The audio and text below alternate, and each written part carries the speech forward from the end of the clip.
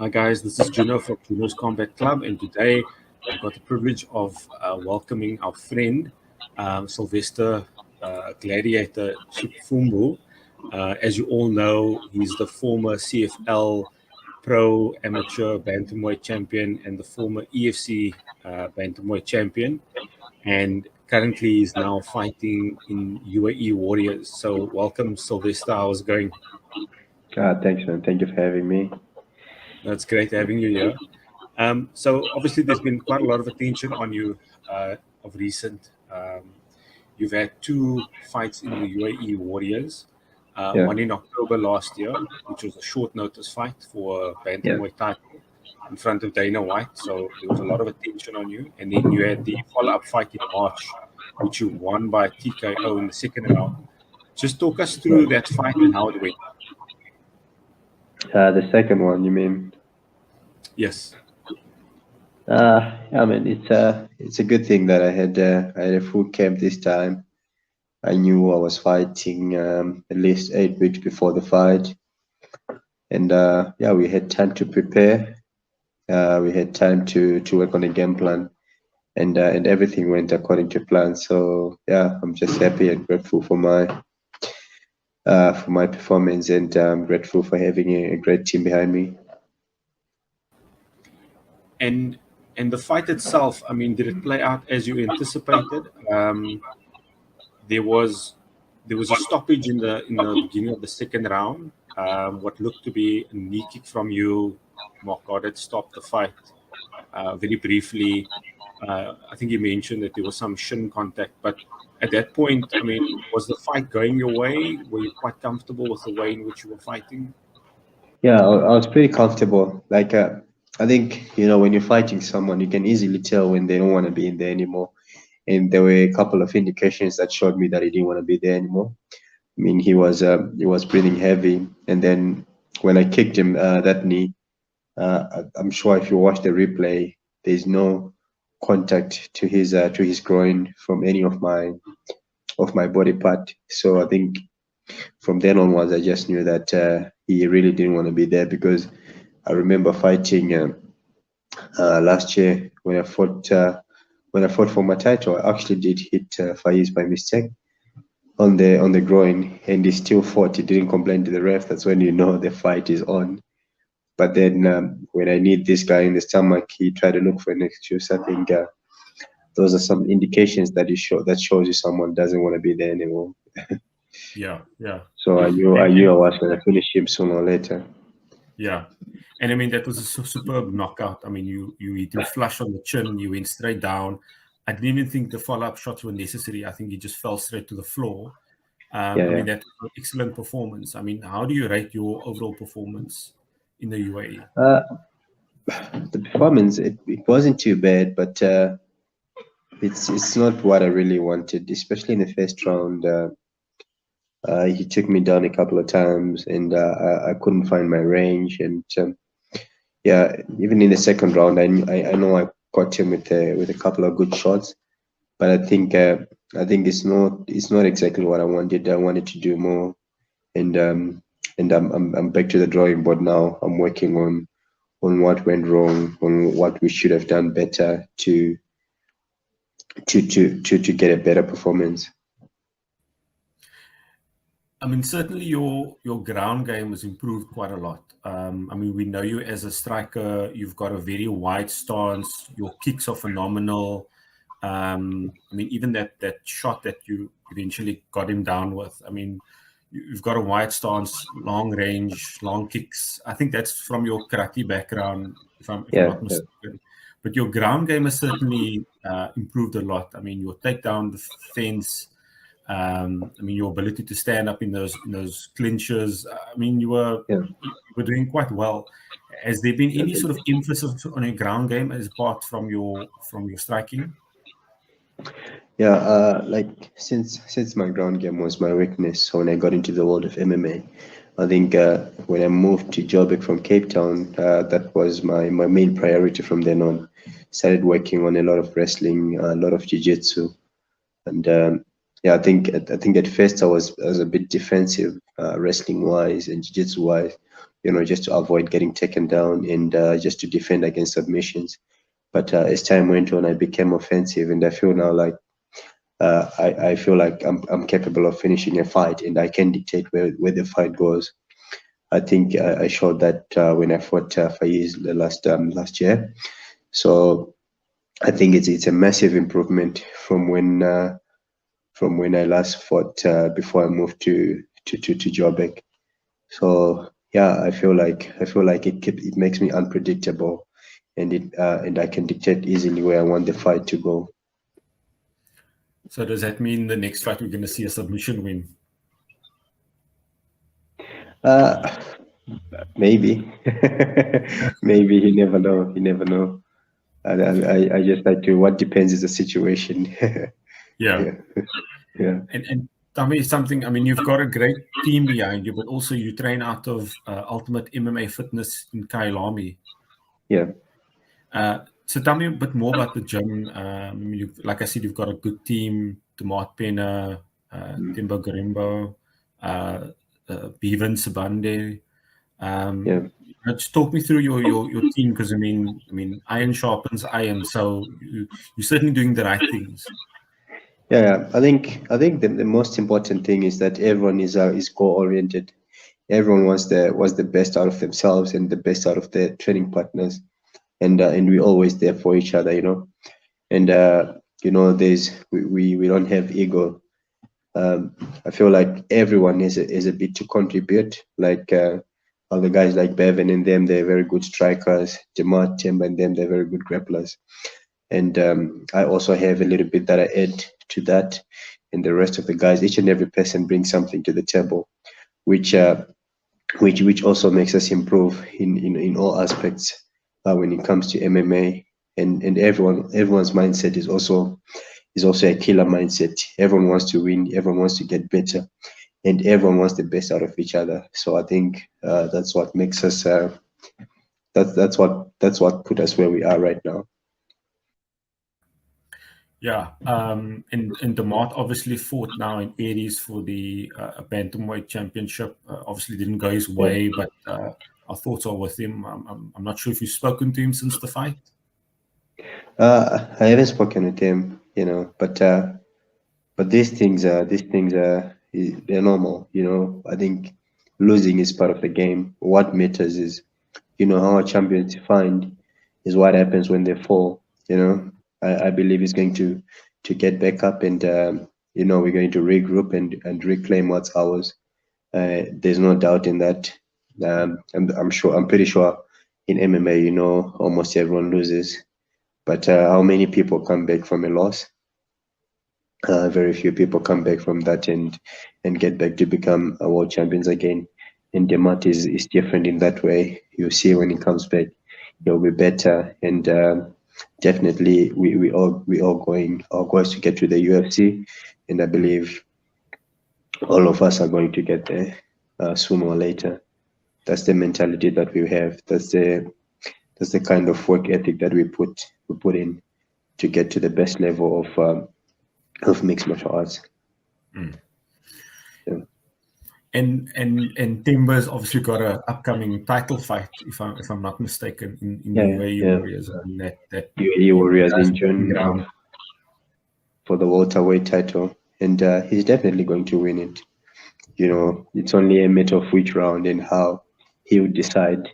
But like I said before, the work ethic is just different. The mentality that these guys have is just different.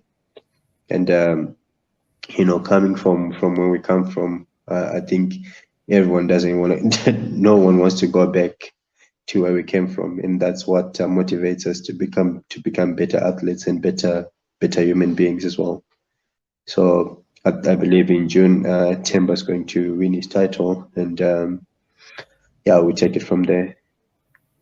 And obviously, you and Timber are flying the flag high for Zimbabwe and for South Africa. How did you first get into mixed martial arts?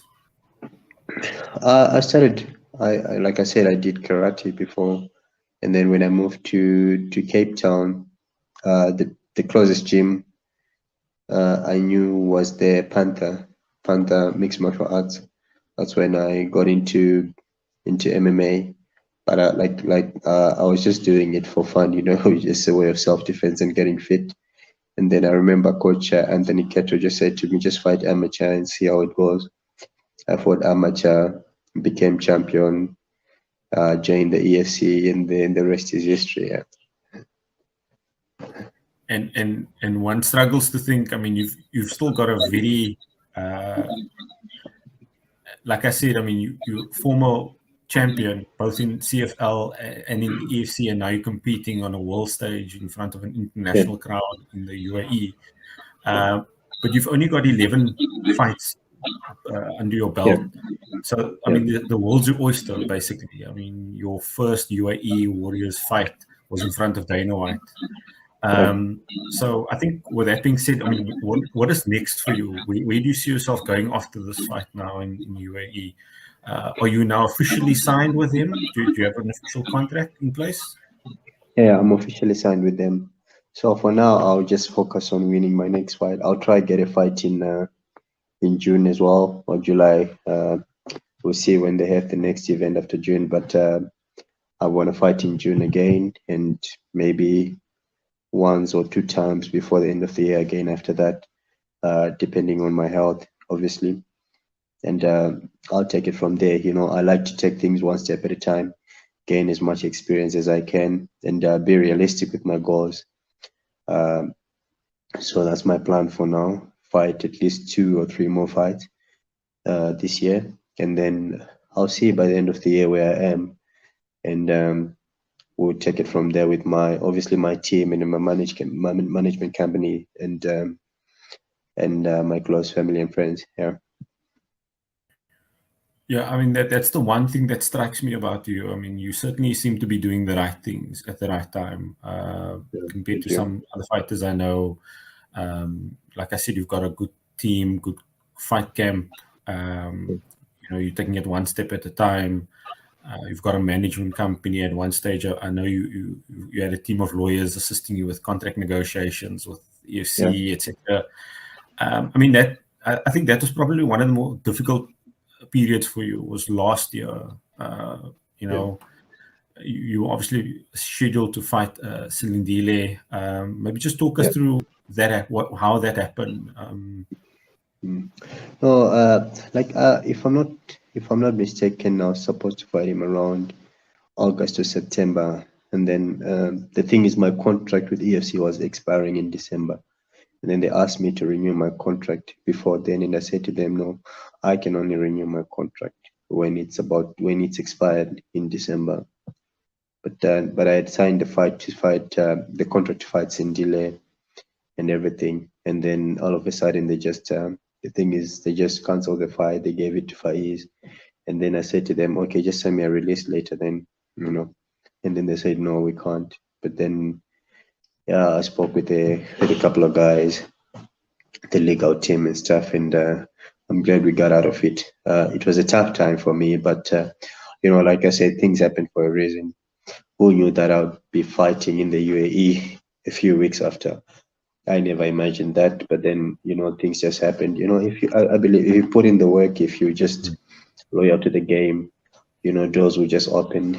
So, but there's one thing I won't do. I'm not going to sell my soul for nothing. Like what was going to happen if I signed with EFC. It's a great organization.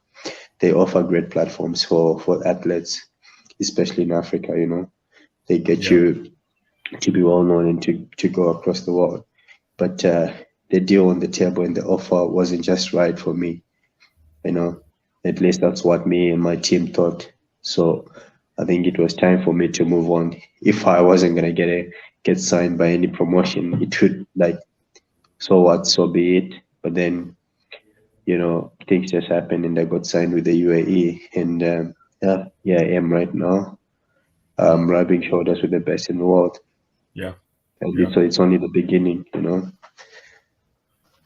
Yeah, I mean, I think EFC does provide an important platform for local fighters, and we obviously know that they've been going through some difficulty. I mean, we hope that things improve. for the sake of the Yeah. fighters and the organization. Yeah.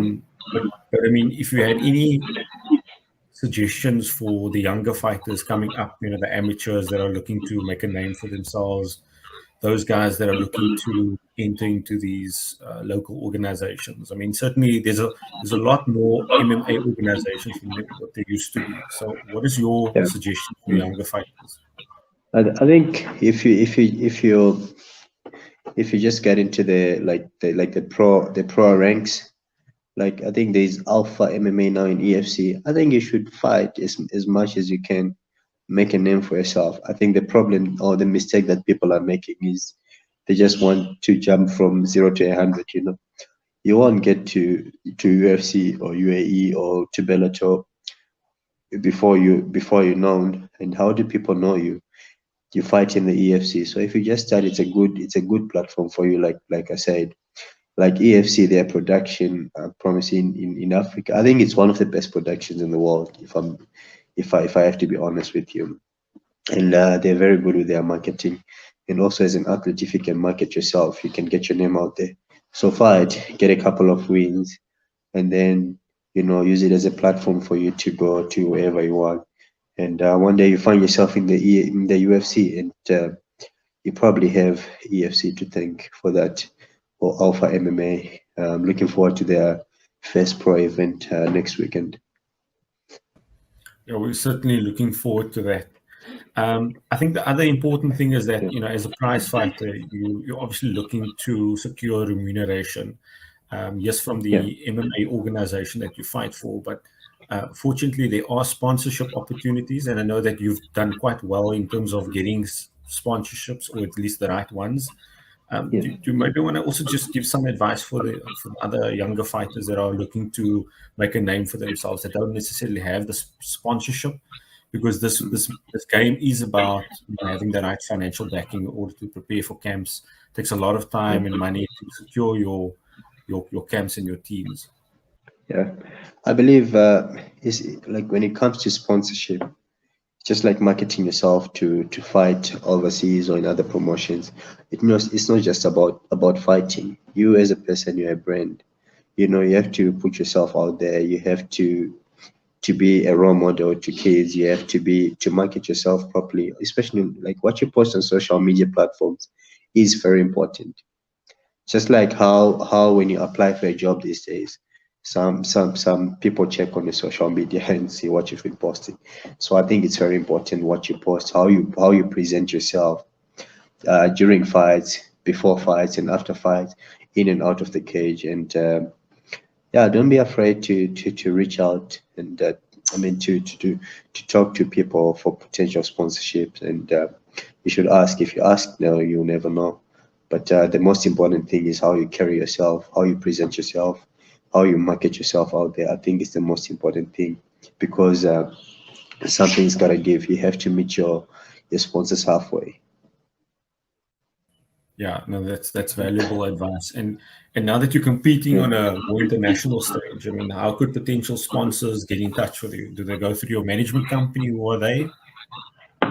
Yeah, they can go to my managed company, which is Harub's Eye, or they can direct message me on my social media platforms, Sylvester Chipfumbu on Instagram, and Sylvester Chipfumbu on Facebook.